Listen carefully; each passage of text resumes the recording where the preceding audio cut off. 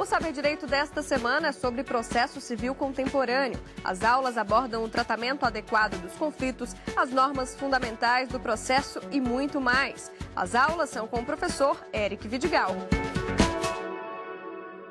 Olá, sejam todos muito bem-vindos a mais um programa Saber Direito da TV Justiça. Meu nome é Eric Vidigal, eu sou professor de Direito Processual Civil, doutor e mestre em Direito e subchefe adjunto para assuntos jurídicos da Presidência da República. Nesta semana nós vamos estar aqui juntos desenvolvendo o curso Processo Civil Contemporâneo. É uma abordagem diferente, a proposta é uma abordagem não apenas da análise do novo Código de Processo Civil, mas sim uma compreensão de tudo aquilo que vem a ser o que nós hoje em dia estamos chamando de processo civil moderno ou processo civil contemporâneo. O curso está estruturado em 5 aulas. A primeira aula está dedicada a uma compreensão daquilo que o Conselho Nacional de Justiça, no ano de 2015, denominou como sendo a política de tratamento adequado dos conflitos. Esse será o tema, inclusive, da aula de hoje e, um pouco mais à frente, nós vamos aprofundar mais sobre essa política. A segunda aula estará dedicada ao exame das normas fundamentais do processo, que muitos autores hoje costumam definir como sendo novos princípios que informam, que inspiram, que instruem o novo processo civil. A aula 3 será dedicada à análise da atuação do autor no processo, e aí vamos ver os requisitos da petição inicial, quais os novos requisitos, aqueles requisitos que deixaram de ser essenciais à propositura da ação e à continuidade do procedimento, para na quarta aula nós avançarmos no estudo da atuação do réu no processo. E aí teve bastante modificação na legislação e nós então dedicaremos uma atenção especial à análise dessa atuação, sabendo que desde logo o réu permanece podendo em sua resposta permanecer inerte, e aí você tem todo um regramento daquilo que se caracteriza como o fenômeno da revelia, mas o réu também pode optar por se defender e por contra-atacar. E essa defesa, seja ela processual por meio de preliminar de contestação, seja ela de mérito, direta ou indireta, será analisada também nessa quarta aula, juntamente com o contra-ataque do réu, que é feito na reconvenção, e tudo agora é condensado, concentrado numa única peça processual, que é a contestação. Por fim, no nosso quinto e último encontro, nós dedicaremos atenção à análise da atuação do juiz no processo. A atuação do juiz no processo, ela sofreu alguma modificação, não tanto do ponto de vista procedimental, mas do ponto de vista principiológico. O que isso quer dizer? Nós temos uma nova dinâmica processual, novos princípios, e esses novos princípios permitem ao juiz, aquele juiz que entender necessária a atuação de uma forma um pouco mais ativa, um pouco mais dinâmica, ele poder, então, exercer a sua jurisdição de modo a alcançar um resultado mais eficaz, seja do ponto de vista formal, seja do ponto de vista material. Então, iniciando o nosso primeiro tema, tratamento adequado dos conflitos, nós precisamos fazer primeiro uma retrospectiva, voltar um pouco no tempo. Nós falamos muito atualmente, e toda a doutrina se dedica muito a analisar o novo Código de Processo Civil. O novo Código de Processo Civil, que foi aprovado pelo Congresso no ano de 2015, sancionado no mesmo ano, e que entrou em vigor um ano depois. Teve uma vacatio legis de um ano, né, para que a comunidade jurídica pudesse se adaptar. Mas antes dessa sanção do novo código, do advento desse novo código, nós tivemos um movimento de natureza política, não apenas de natureza legislativa. E esse movimento de natureza política, ele, ao contrário do que muita gente pensa, ele não é um movimento de natureza executiva, administrativa, que é mais levado a efeito no âmbito do Poder Executivo ou de natureza legislativa. Em verdade, a gente às vezes se esquece que o Conselho Nacional de Justiça é um órgão, ou é o órgão de cúpula do Poder Judiciário, de natureza administrativa, que não tem apenas a função correicional. É muito comum que se pense no Conselho Nacional de Justiça apenas focando nas suas atribuições da Corregedoria Nacional de Justiça. Mas o Conselho Nacional de Justiça, além de exercer essa correição sobre os magistrados, com exceção, claro, dos ministros do Supremo Tribunal Federal, o Conselho Nacional de Justiça tem também a função de exercer o controle dos atos administrativos praticados no âmbito do Poder Judiciário e, além disso, o poder, a competência de estabelecer políticas públicas para serem implementadas pelo Poder Judiciário e no âmbito do Poder Judiciário. Então, quando a gente retorna ao ano de 2010, na verdade, na introdução eu falei 2015, mas o movimento começou em 2010. No ano de 2010, o Conselho Nacional de Justiça editou a Resolução 125. Então, eu até recomendo aos nossos espectadores que abram a Resolução 125 para que a gente possa acompanhar essa aula de uma forma mais eficiente. Quando a gente analisa o início dessa resolução, vocês vão pegar ali, Conselho Nacional de Justiça, considerando, e numa simples leitura desses considerandos, a gente vai perceber que o Conselho Nacional de Justiça, ao analisar os seus últimos relatórios sobre o desempenho do Poder Judiciário, o Poder Judiciário em números, não é? Nós temos aí vários relatórios que vêm sendo editados anualmente, em que o Conselho Nacional de Justiça se dedica a fazer um retrato de como vem sendo prestada a jurisdição no território nacional, em todas as suas esferas, na Justiça Trabalhista, na Justiça Eleitoral, na Justiça Estadual, Federal e na Justiça Militar da União. E o CNJ, então, reconhece, numa simples leitura desses considerandos, a gente percebe que reconhece que o Judiciário não vem dando conta de prestar a jurisdição da maneira correspondente àquela que o jurisdicionado espera, não é? Nós tivemos aí, naquela época, um retrato do Judiciário que nos dava conta de números aproximados em uma sociedade com cerca de 200 milhões de cidadãos, você tendo um acervo processual no âmbito do Poder Judiciário de mais de 100 milhões de processos. Esse é um número que é um tanto quanto preocupante. E, por isso, o Judiciário resolveu, então, estabelecer uma política de tratamento adequado dos conflitos. O que seria, então, essa política de tratamento adequado dos conflitos? De cara, a gente já pode perceber o seguinte: para cada tipo de conflito, eu tenho que ter um mecanismo que seja mais adequado para tratar esse conflito. Os conflitos têm naturezas diferentes. Os conflitos, eles ocorrem por causas distintas, eles ocorrem em relações sociais e relações jurídicas distintas em sua natureza, e eles têm consequências também que são distintas. Então, eu não posso simplesmente trabalhar com um único mecanismo de solução de conflitos. E nesse caso, obviamente, estou falando do único mecanismo, sendo o mecanismo estatal de solução de conflitos, que é a jurisdição. Nós sabemos todos que estudamos o direito, desde os primeiros semestres da faculdade, nos é ensinado que a evolução da humanidade se deu, não é? Onde há seres humanos, há conflito, onde há conflito, há necessidade do estabelecimento de normas, de regras, porque senão não haverá sociedade. Sem sociedade, sem direito, não há sociedade, porque o direito é que vai regular essas relações sociais. Então, nós, desde o começo do nosso curso de Direito, a gente aprende que onde há um pequeno grupo de pessoas, ali sempre haverá um conflito. Basicamente, aquela ideia que a gente estuda nas disciplinas introdutórias do curso, seja ela economia, ciência política, introdução ao direito, teoria geral do processo. Apenas para a gente lembrar, na economia, quando a gente estuda no primeiro, segundo semestre normalmente do curso, a gente aprende que a essência, para os economistas, a essência de todos os conflitos se dá naquela desproporção, não é? Naquela dialogia entre os interesses, as necessidades humanas, que são infinitas, e aqueles bens da vida que são limitados, que são aqueles bens, sejam eles materiais ou imateriais, que são postos à disposição do ser humano para a solução das suas necessidades, para a satisfação das suas necessidades. Então, uma vez que esses bens da vida são limitados e as necessidades humanas são ilimitadas, esse conflito é o que gera o conflito em meio à sociedade, toda vez que dois ou mais seres humanos projetarem os seus interesses sobre o mesmo bem da vida.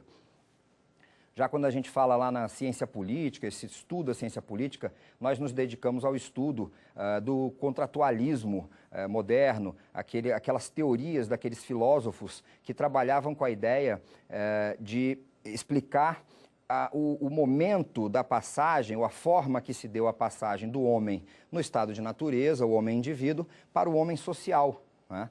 E cada um desses filósofos, seja Rousseau, Locke, Hobbes, tinha a sua própria teoria acerca de como era o homem no seu estado de natureza e como se deu esse pacto entre os indivíduos, esse pacto social que vem a ser denominado contrato social. E quando se estuda essa teoria, a gente também encontra ali a ideia de que o indivíduo em seu estado de natureza, ele é livre e é senhor sobre todas as coisas. E que em algum momento ele vai projetar o seu interesse sobre um determinado bem, que ele, se sentindo senhor sobre aquele bem, se deparando com outro indivíduo que também se sente senhor sobre aquele bem, isso vai dar início a um conflito. E esse conflito, ele pode prejudicar toda a sociedade. E daí, cada um deles faz as suas propostas, como, por exemplo, Hobbes, no seu Leviatã, entende que o indivíduo, então, tem que abrir mão da sua liberdade individual e atribuí-la a um ser superior, que nesse caso é o Leviatã, que seria a figura do próprio Estado. E naquela época, Hobbes era o filósofo do absolutismo, então ele pregava que o melhor ser superior para administrar essas liberdades e devolver segurança para esses indivíduos seria o monarca.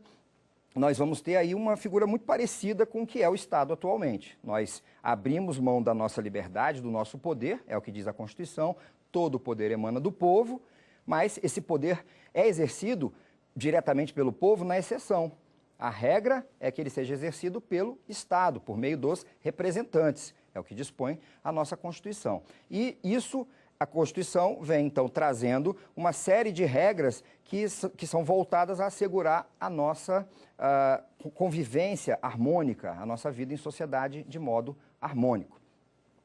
Já avançando ali para o terceiro, quarto semestre do curso, nós nos deparamos com a teoria geral do processo e o grande nome que surge para a gente no estudo da teoria geral do processo é do italiano Francesco Carnelucci, que é aquele autor que define a lide, não é? Que identifica e define a lide como sendo um conflito intersubjetivo de interesses, então um conflito entre sujeitos intersubjetivos, mas é um conflito de interesses, mas não um conflito qualquer, de interesses qualquer.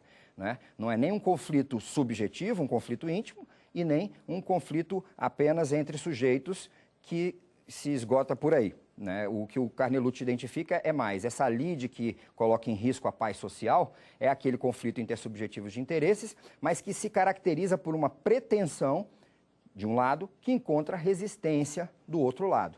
Se essa pretensão resistida não for, essa tensão não for desfeita, essa tensão, como se fossem duas células de um mesmo corpo, nesse caso o corpo social, essas células contaminadas vão acabar se espalhando para o restante do corpo, até que a gente tenha uma espécie de metástase social.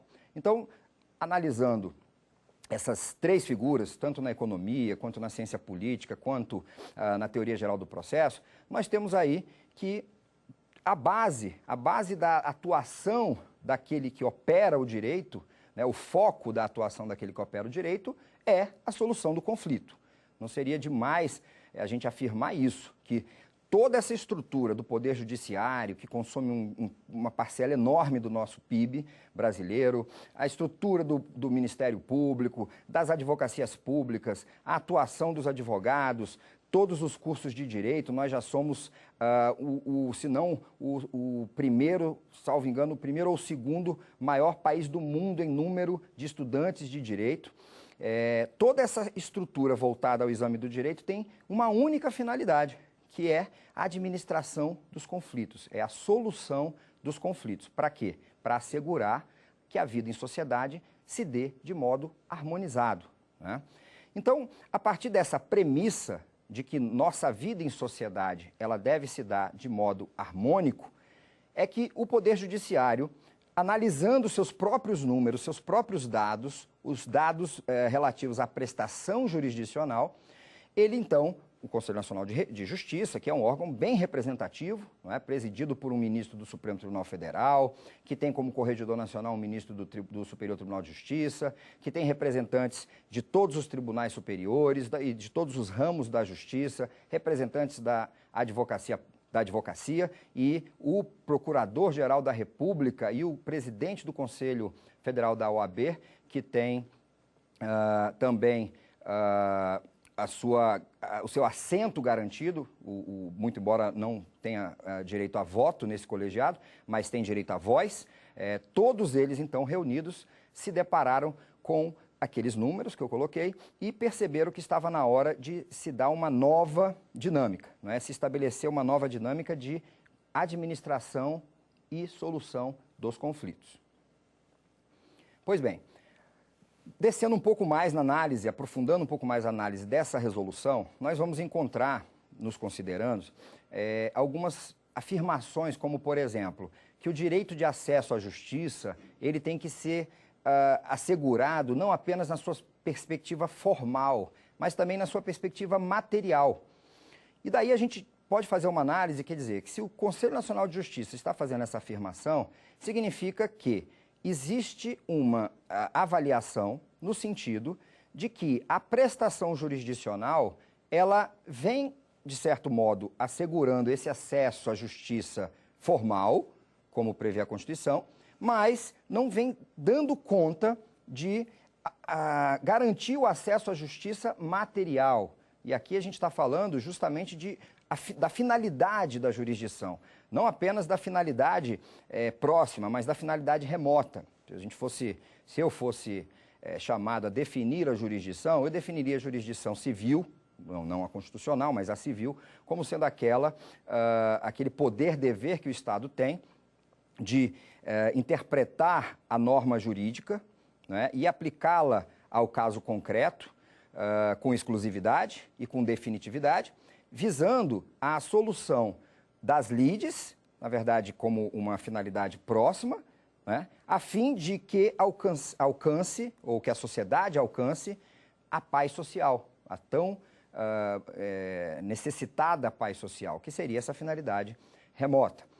Partindo, então, dessa ideia de jurisdição, dessa finalidade de paz social, eu acho que a gente pode até fazer uma análise do preâmbulo da nossa Constituição. Então, vou pedir agora ao meu espectador que abra o preâmbulo da Constituição e acompanhe comigo, como eu disse no início da aula, aquilo que eu coloquei, que apesar de essa política pública ela começar em 2010, a gente conseguir ver momentos de concretização mais claros, definidos na legislação no ano de 2015, desde o Constituinte, essa ideia de um tratamento adequado dos conflitos, essa ideia já existia no nosso texto constitucional. Então, se a gente pegar lá o preâmbulo da Constituição, a gente vai encontrar o seguinte,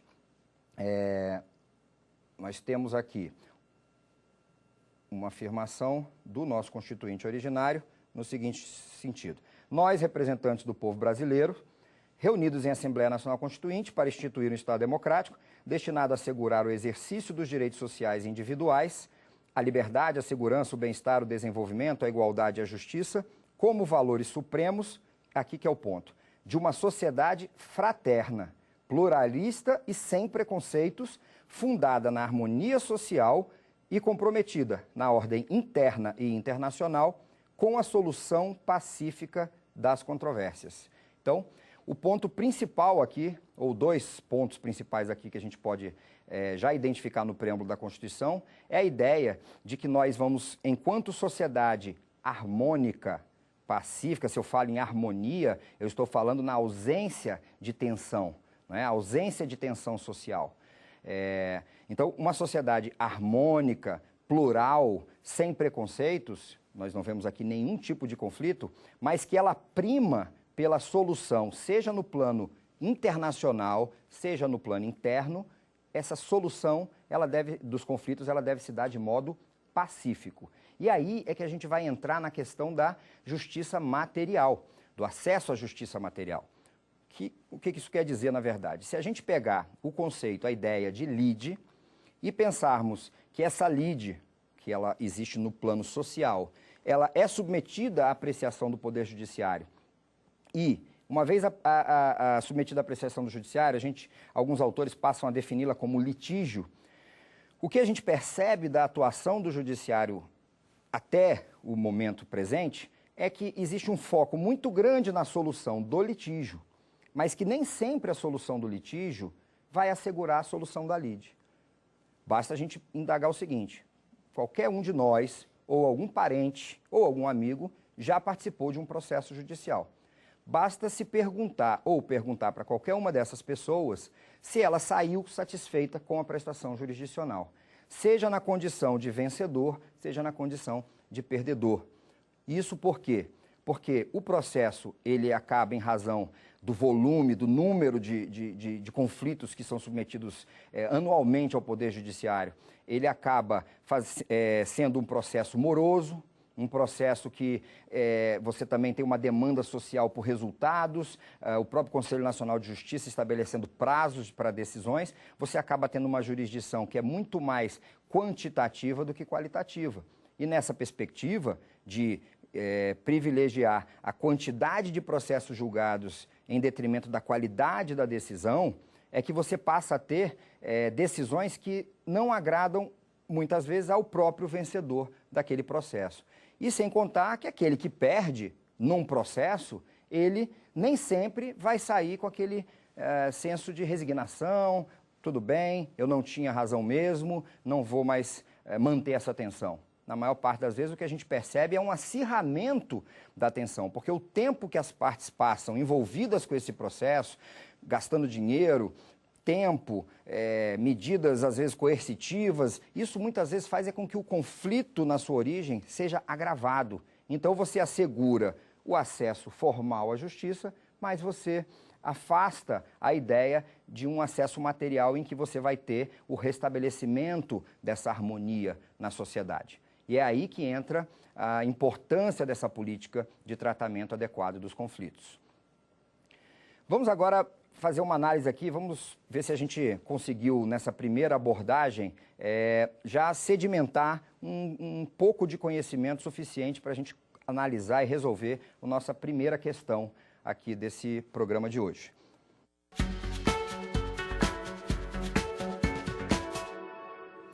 O novo processo civil brasileiro se caracteriza especialmente pelo novo Código de Processo Civil, e aqui a gente tem uma situação que muitos autores focam a sua atenção demasiadamente sobre a questão do novo Código de Processo Civil. Se fala muito em novo CPC, os cursos que a gente faz são sempre voltados ao exame do novo CPC, mas pouco se fala no novo processo civil. O Código de Processo Civil, ele traz princípios, uma parte geral e regras de procedimento. Agora, e as bases, os fundamentos filosóficos, principiológicos desse processo, desse mecanismo? Então, será que é apenas o novo Código de Processo Civil que caracteriza, ou até que especialmente caracteriza o novo processo civil brasileiro? Vamos ver aqui a segunda opção, pela audiência de conciliação e mediação obrigatória. Bom, a gente já sabe que uma das regras do novo Código de Processo Civil é o estabelecimento da realização de uma audiência obrigatória de mediação ou de conciliação, conforme o caso. Mas será que a simples obrigatoriedade da participação em uma audiência de mediação ou de conciliação, uma participação obrigatória, seria o que especialmente caracterizaria esse novo processo civil brasileiro? Nossa opção C, pela implementação de uma política pública de tratamento adequado aos conflitos, ou tratamento adequado dos conflitos, que é exatamente isso que a gente vem desenvolvendo, né? Essa política pública, será que ela é a característica especial, essencial desse novo processo civil brasileiro? A gente ainda vai avançar no estudo dessa política, mas a gente já conseguiu aqui, com o que a gente já desenvolveu, entender o que é a necessidade de se estabelecer um tratamento adequado para cada tipo de conflito. E a última opção, pela edição de diversas leis voltadas ao processo civil no ano de 2015. Aqui é interessante porque eu comentei ainda há pouco que a gente teve um movimento que começa na Constituição, ali no preâmbulo, falando de tratamento adequado, que seria uma solução pacífica dos conflitos. No ano de 2010 vem a Resolução 125, que estabelece a política pública, e muita gente fala do Código de Processo Civil, que vem no ano de 2015. Só que no ano de 2015, no mesmo mês, foram sancionadas outras leis, que seria o quê? A Lei de Mediação e uma lei que alterou a Lei de Arbitragem, ampliando a sua atuação, o seu espectro de atuação. Então, será que seria, talvez, então, ao invés de o advento de um novo código, apenas de um novo código, a edição dessas diversas leis no ano de 2015? Então, qual seria aqui a nossa resposta certa? O novo processo civil brasileiro se caracteriza especialmente pela implementação de uma política pública de tratamento adequado dos conflitos. E por que isso? Ora, porque essa resposta abrange todas as demais. Quer dizer, a partir do momento em que o órgão do Poder Judiciário responsável por estabelecer as suas diretrizes, as suas políticas públicas, ele diz, está no momento de nós começarmos a incentivar a solução pacífica das controvérsias. Então, utilização de outros mecanismos que não apenas a jurisdição. Nós temos, para cada tipo de conflito, um mecanismo mais adequado. E esse estímulo à utilização de mecanismos pacíficos de solução de conflitos é a base dessa política pública de tratamento adequado. E ela abrange, obviamente, se eu não tenho sequer uma cultura jurídica de utilização desses mecanismos, vai abranger essa política pública o estímulo à utilização desses mecanismos, vai abranger a necessidade de que o Poder Legislativo edite regras, novas leis voltadas à utilização desses mecanismos, e isso foi o que aconteceu com a edição da Lei de Mediação, o que aconteceu com a alteração da Lei de Arbitragem para ampliar o seu campo de incidência, como, por exemplo, a sua utilização no âmbito da administração pública, né? Isso veio também no ano de 2015. E, claro, as regras de procedimento do novo Código de Processo Civil. Ok? Então, vamos dar sequência na questão da análise desses mecanismos de solução de conflitos, mecanismos que são mecanismos também chamados de consensuais. Uma pequena advertência aqui nesse momento é cabível. Muito se lê em livros um pouco mais antigos o uso da expressão MASC, M-A-S-C, que seria o correspondente a mecanismos alternativos de solução de conflitos.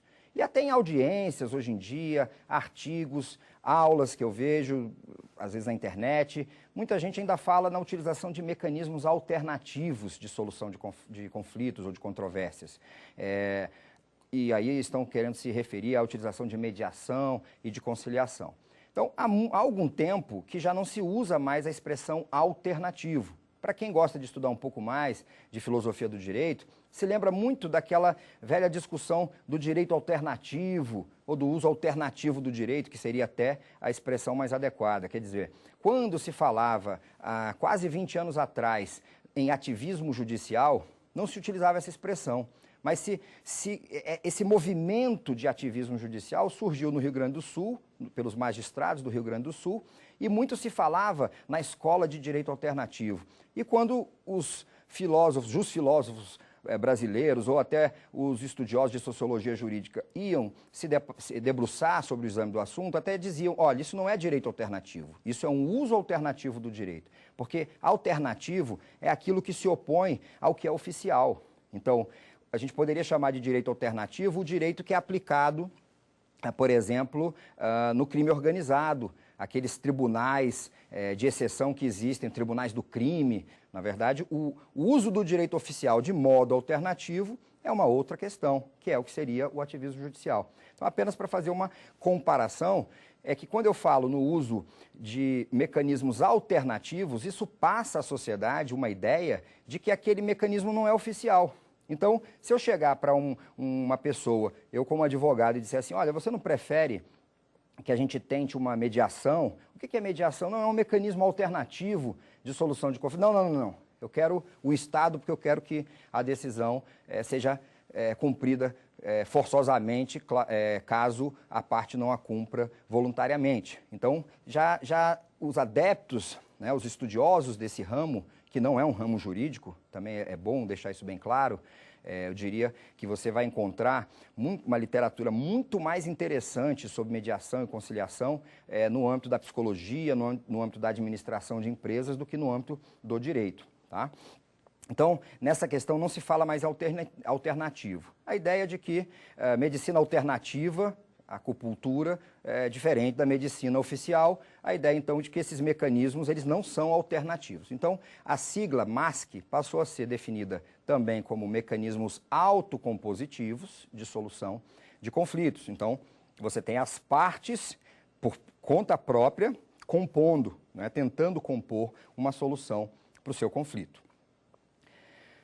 Além dessa questão da mediação e da conciliação, que a gente ainda vai aprofundar um pouquinho mais, a gente também tem outras figuras. É importante que a gente deixe isso claro. O Código de Processo Civil, e aí já é até um bom exemplo da diferença entre novo processo civil e novo Código de Processo Civil, ele trabalha, a própria Resolução 125 também, fala muito em mediação e conciliação. O Código de Processo Civil regula a audiência de mediação ou de conciliação. Mas existem outros mecanismos, não é, que também são mecanismos pacíficos de solução de conflitos. E que a gente ainda tem muito que aprender nesse segmento. Então, na verdade, é como se a gente fosse dar um primeiro passo agora, acostumar, porque um dos aspectos dessa política de tratamento adequado dos conflitos é justamente a ideia de a gente também ser utilizado, a gente que eu digo, nós operadores do direito, nós todos sermos utilizados como agentes transformadores dessa cultura de litigiosidade excessiva, tá?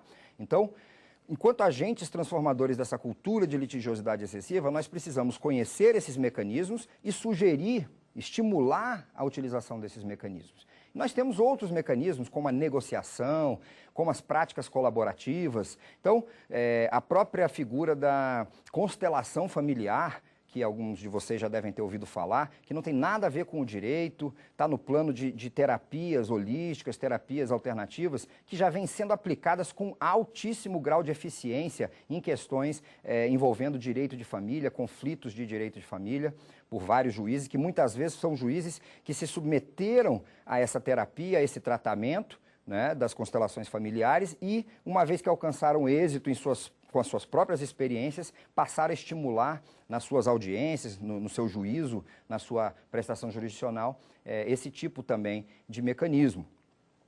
Uma questão também que é interessante a gente ver aqui é que o próprio Código de Processo Civil, muito embora trabalhe com audiência de mediação e conciliação obrigatória, ele deixa claro esse nosso dever de estímulo à utilização, nós, operadores do direito, estímulo de utilização desses mecanismos e também deixa a porta aberta para a utilização de outros mecanismos. Então, eu peço agora que vocês abram o artigo 3º do nosso Código de Processo Civil, que vocês vão encontrar no artigo 3º o seguinte, aí ele dispõe: não se excluirá da apreciação judiciária, da apreciação jurisdicional, ameaça ou lesão a direito. Isso aqui está apenas reproduzindo, por hora, o disposto na própria Constituição Federal. Mas é a ideia de que esse artigo que traz, que você extrai dele o princípio do estímulo à autocomposição, a gente extrai desse artigo, ele, ao mesmo tempo que o legislador vai trabalhar com a ideia de estimular, ele quer deixar claro para o jurisdicionado que a jurisdição estatal está lá a qualquer momento disponível para ele. Então, ele reproduz a ideia do Constituinte, a ideia de que o princípio da inafastabilidade da prestação jurisdicional, e depois ele afirma no parágrafo 1º, é permitida a arbitragem na forma da lei, o que também todos nós sabemos que é permitido. Mas por que o legislador está repetindo aqui, de novo, para que esse estímulo à utilização de mecanismos autocompositivos seja recebido pela sociedade como uma dinâmica, como uma atuação que é oficial, que vem do Estado, que é referendada pelo Estado. O parágrafo 2º já vem como um reflexo daquele preâmbulo da Constituição. Ele diz: o Estado promoverá, sempre que possível, a solução consensual dos conflitos. Sempre que possível, a qualquer tempo, a solução consensual dos conflitos. E, por fim, o que é mais importante aqui, o parágrafo 3º, que diz assim: a conciliação, a mediação e outros métodos de solução consensual de conflitos. Outros métodos. O nosso legislador deixou em aberto a utilização de qualquer método que seja eficiente, tá? Na solução pacífica dos conflitos, e não apenas a mediação e a conciliação.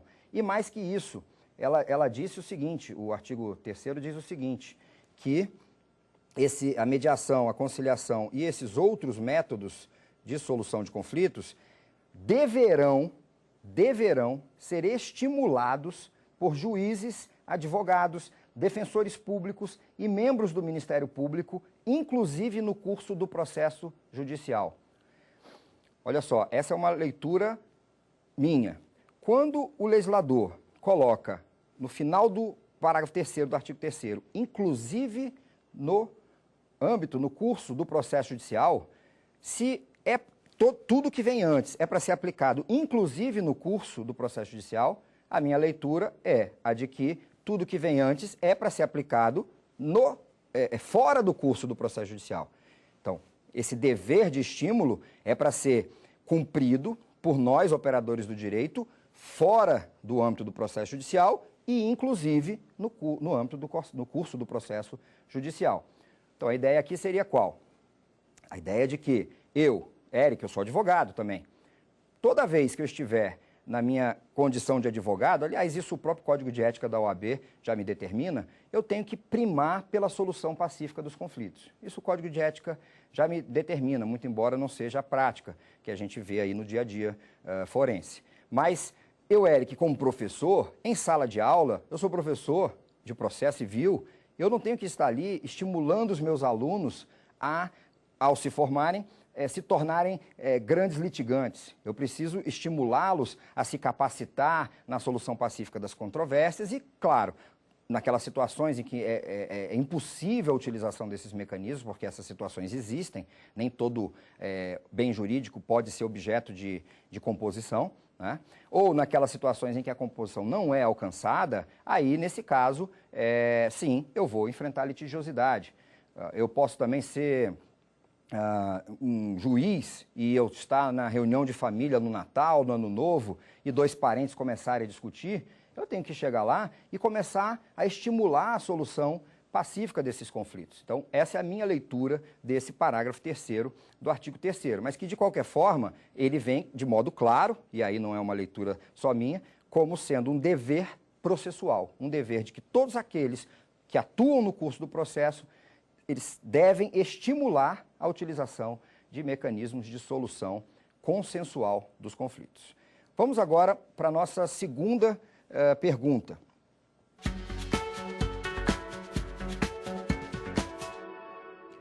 A política pública de tratamento adequado dos conflitos parte da premissa de que a cultura brasileira de litigiosidade precisa ser modificada. Aqui a gente falou ainda há pouco, né, dessa cultura de litigiosidade excessiva. A gente está aí numa média de 200 milhões de habitantes brasileiros para mais de 100 milhões de processos em curso. Então, a gente pode perceber que qualquer briga, qualquer conflito que surge na sociedade, a reação natural do brasileiro é provocar o poder judiciário.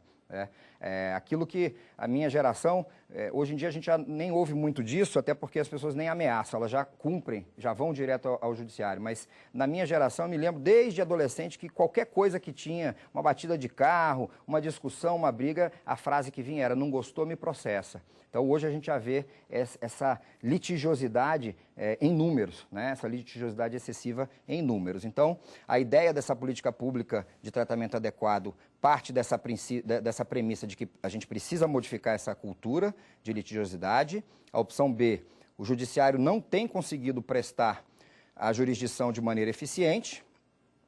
E aí aquela ideia que eu disse ainda há pouco sobre acesso à justiça formal e acesso à justiça material, né? Isso não é uma afirmação minha, não é uma crítica pessoal minha. Isso está na resolução 125, lá nas considerandas. Mas vamos ver se ela é a premissa principal. A opção C, existem outros mecanismos de solução de conflitos mais eficientes que a jurisdição utilizados em outros países. Então, a gente, como eu disse para vocês, a negociação é o mecanismo mais utilizado, por exemplo, nos Estados Unidos. Nos Estados Unidos, a gente tem qualquer contrato e isso a gente vê também nos contratos internacionais, o advogado que lida com grandes contratos ou que lida com contratos internacionais sempre vai colocar uma convenção de arbitragem e uma cláusula intermediária, uma cláusula de preliminar de negociação, ou de mediação ou de negociação. Né? Um advogado brasileiro que lida com contratos internacionais costuma colocar a convenção de arbitragem, mas como consequência de não ter sido alcançada uma mediação. Então, você tem uma condição prévia para a implementação da arbitragem, que seria o esgotamento da tentativa da composição por meio da mediação. Nos Estados Unidos, isso é mais comum por meio da negociação. As partes, elas contratam um negociador, cada parte, e esses negociadores vão se reunir com um mediador, e aí eles vão tentar compor a solução mais adequada para aquele conflito. E a última opção, todas as anteriores. Então, nessa questão aqui, né, a política pública de tratamento adequado dos conflitos parte da premissa de que a cultura brasileira de litigiosidade precisa ser modificada, o judiciário não tem conseguido prestar a jurisdição de maneira eficiente e existem outros mecanismos de solução de conflitos mais eficientes que a jurisdição, utilizados em outros países. Então, a resposta é todas as anteriores. Essa questão eu fiz questão, perdoem a redundância, mas de colocar as 3 assertivas verdadeiras para fixação desse conhecimento. Tá? Não é demais lembrar que os concursos públicos hoje para a magistratura, eles exigem, né, dependendo da banca que está organizando, o conteúdo da Resolução 125. Vamos avançar agora para uma outra questão, porque é muito comum, justamente por conta da cultura de litigiosidade que nós temos, a gente está dando aula de processo civil, a gente conversar com parentes, e sempre vem aquela questão: isso não vai dar certo, conciliar eu não quero, e se eu não quiser, para que me obrigaram a ir para uma audiência? Para que ir para audiência obrigatória se eu não quero fazer acordo de jeito nenhum? Né? Inclusive o próprio código, a gente sabe que na petição inicial eu já indico a minha opção pela realização ou não da audiência, pela minha participação na audiência de conciliação ou de mediação, mas eu sei que, exceto se o réu também não quiser, não manifestar que não quer, se eu disser que eu não quero e o réu disser que não quer, tudo bem, não vai ter audiência. Mas se eu disser que eu não quero e o réu não falar nada, ou disser que quer, eu sou obrigado a ir, sob pena de ser condenado por ato atentatório à dignidade da justiça, né? Um ato atentatório à dignidade da jurisdição, da prestação jurisdicional, e ser condenado numa multa. Então, mas eu não vou, eu não quero, eu vou chegar lá, não vou fazer acordo. Não importa, a ideia não é essa. A ideia é a mudança da cultura de litigiosidade. Então, o que se busca com a obrigatoriedade da participação nessas audiências? O que se busca é, quando chega aquela pessoa que está de má vontade para um acordo, que quer o conflito de qualquer jeito, ela não entende, ela não conhece esses outros mecanismos. E as pessoas que vão conduzir esses mecanismos são pessoas capacitadas para isso. Nós estamos falando de uma nova perspectiva. Nós não estamos falando daquela tentativa de conciliação que o juiz fazia no passado. Doutores, alguma possibilidade de acordo? Não, olha, doutor, é melhor aceitar esse acordo, porque esse acordo está bom. Eu não posso dizer como é que eu vou decidir, mas eu posso dizer que as decisões aqui desse juízo costumam ser no sentido contrário. Quer dizer, isso aí é muito comum na Justiça do Trabalho, né? Quando se fala para o empregador: olha, não, mas eu recolhi tudo, eu paguei tudo. Não, mas é melhor aceitar o acordo, doutor, do que estimular o conflito. Esse modelo de conciliação, isso aí está esgotado, até porque isso não é conciliar, né? Se a gente pegar as regras, tanto a Resolução 125 quanto o novo Código de Processo Civil, a gente vai ver que é vedada a utilização de qualquer meio coercitivo ou indutivo para que as partes alcancem um acordo. O conciliador, ele se limita a apresentar propostas e acabou. A solução, ela vem pelas próprias partes, né? O mediador nem isso pode fazer, nem apresentar uma proposta. Ele vai agir apenas como um filtro, como um facilitador da comunicação, um facilitador que atua para o restabelecimento da comunicação que foi perdida com o conflito. Tá? Então, a gente tem a obrigatoriedade da participação nessas audiências, como também um impulso do Estado no sentido de expor ao jurisdicionado essas novas metodologias de solução de conflitos. Algumas nem tão novas, mas outras que são muito novas, como as práticas colaborativas, por exemplo, e as constelações familiares. Tá? Então, a partir do momento que a pessoa chega lá de braço cruzado, perna cruzada, cara amarrada, não quer conversar, não quer acordo, o mediador capacitado, o conciliador capacitado, ele consegue ir aos poucos desarmando essa pessoa, mostrando como que é eficaz quais são as vantagens daquele mecanismo. É mais rápido, é mais barato, é mais específico, empodera a pessoa de modo que ela passa, além de conseguir solucionar aquele conflito, ela passa a compreender melhor o conflito, a ponto de evitar novos conflitos, a ponto de solucionar de modo pacífico seus novos conflitos, sem precisar da atuação do judiciário. Então, aqui a gente também vê nessa obrigatoriedade o cumprimento daquele princípio do estímulo à solução pacífica dos conflitos. Então, uma das questões que sempre vem é essa, mas e se eu não quiser? Então, você não precisa ir lá e aceitar, mas você precisa ir. E aí a gente já tem uma outra questão, que é a Resolução 125, ela prevê que somente poderão agir, atuar como conciliadores ou mediadores judiciais aqueles que estiverem capacitados. Capacitados significa se submeter a cursos de formação específicos, com um mínimo de carga horária teórica, um mínimo de carga horária prática, de um estágio supervisionado, essa carga teórica com um conteúdo programático específico já previsto lá no anexo, salvo engano, 1 ou 2 dessa Resolução 125.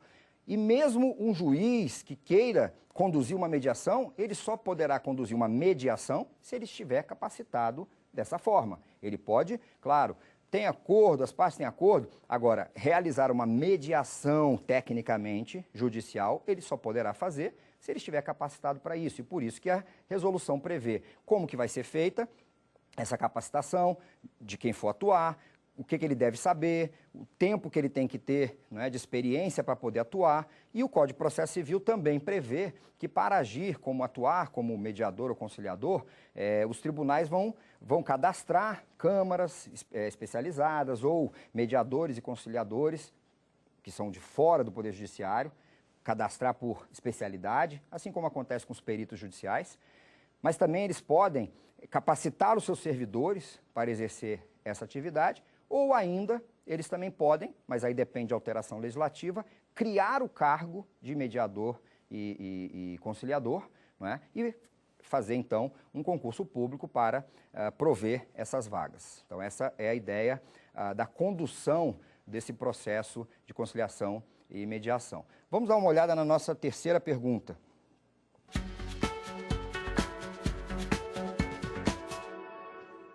No tocante à efetividade da prestação jurisdicional, é correto afirmar. Então, a gente está aqui, efetividade. A gente tem que pensar na prestação jurisdicional cumprindo a sua dupla finalidade, não apenas a solução das lides, mas também dos litígios. É possível afirmar que o juiz estatal tem formação adequada para a solução dos conflitos.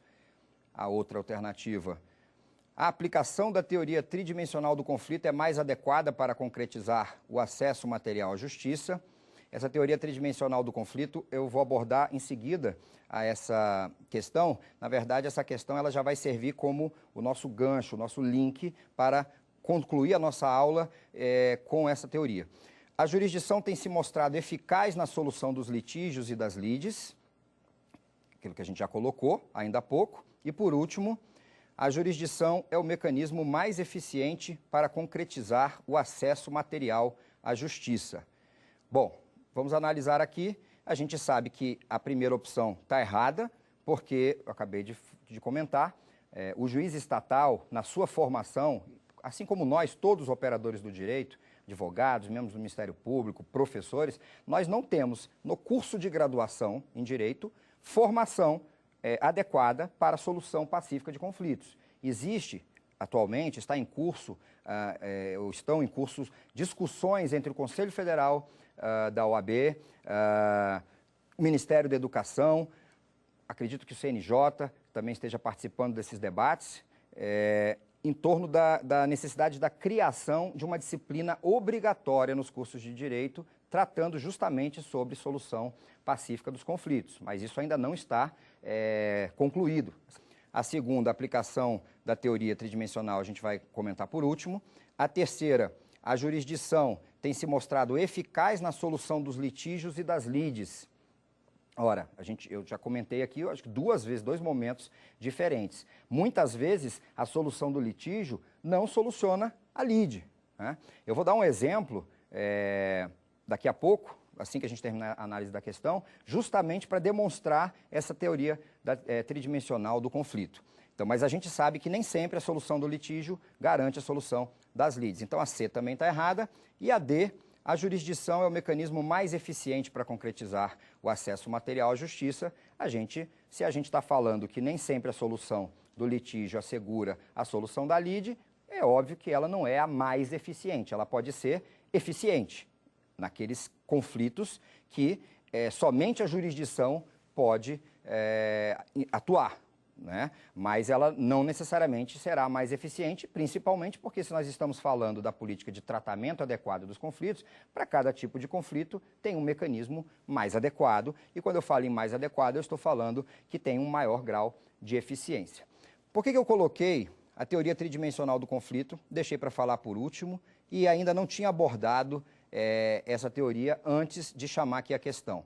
Justamente porque a gente sabe que vários espectadores estão se preparando para concursos públicos. Eu, durante 10 anos da minha vida, dei aula em cursos preparatórios de concursos públicos e não deixa de ser também uma técnica que a gente tem que ter de, quando se deparar com um tipo de conhecimento em uma afirmação que a gente não conhece, a gente construir a solução daquela questão de maneira invertida, ou seja, por eliminação das opções. E aí, eliminando as outras opções, a gente fica com essa teoria tridimensional do conflito, que eu estou afirmando como a resposta certa, não é?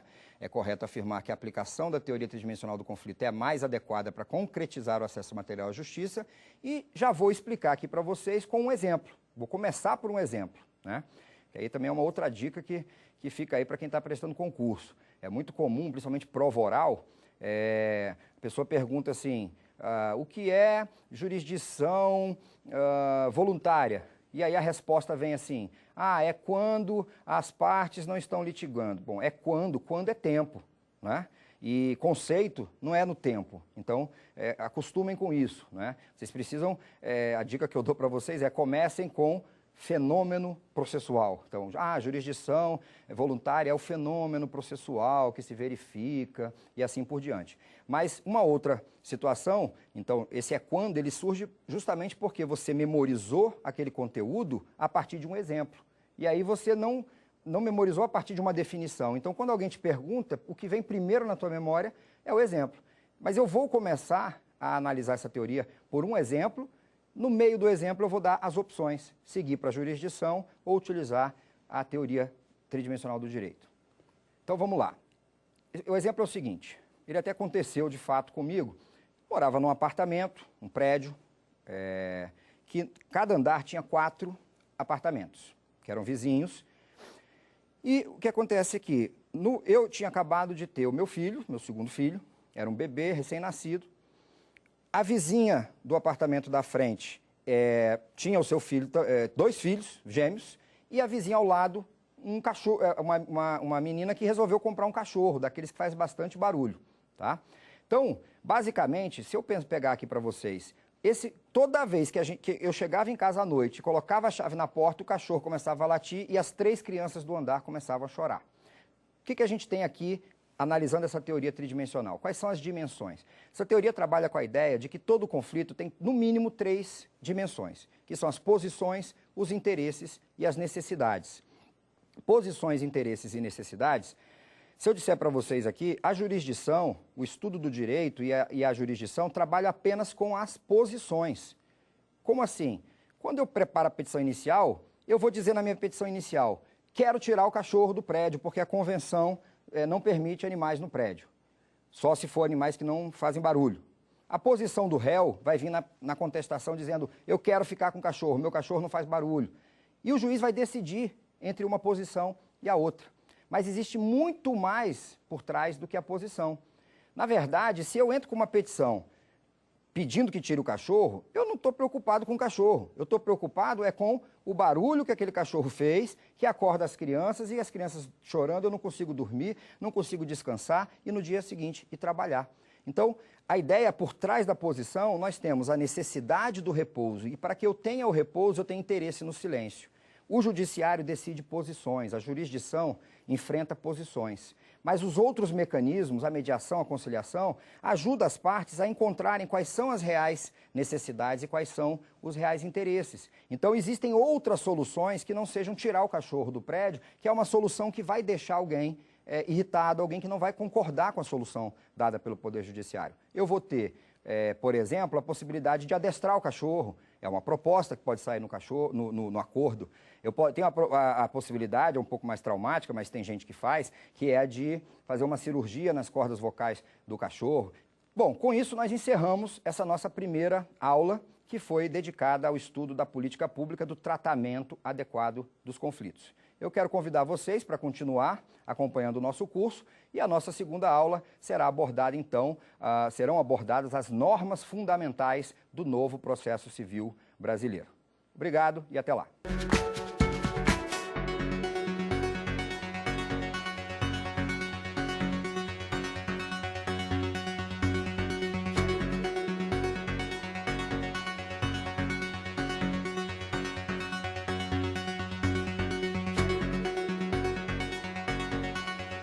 Dar uma sugestão de tema para os cursos do Saber Direito? É só mandar um e-mail para a gente, saberdireito@stf.jus.br, ou então entre em contato pelo nosso WhatsApp. O número é este que aparece na sua tela. Você também pode estudar pela internet. Acesse tvjustiça.jus.br. Reveja ainda as aulas no nosso canal do YouTube, TV Justiça Oficial.